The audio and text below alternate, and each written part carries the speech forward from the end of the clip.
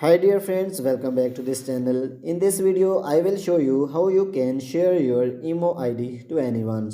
So without wasting time, let's start video. Before starting the process, if you did not subscribe our channel, please subscribe it. So firstly, open the IMO and then you will see profile icon at the top left corner. Click on it and then you will see share IMO options.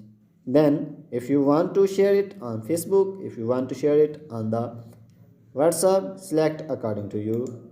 I want to share it on WhatsApp, so I will select on WhatsApp. So I want to send this person, so I will send this person. So you can see my IMO ID has been sent.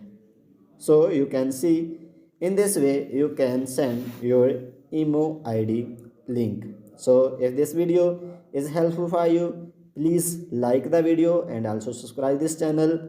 Thanks for watching.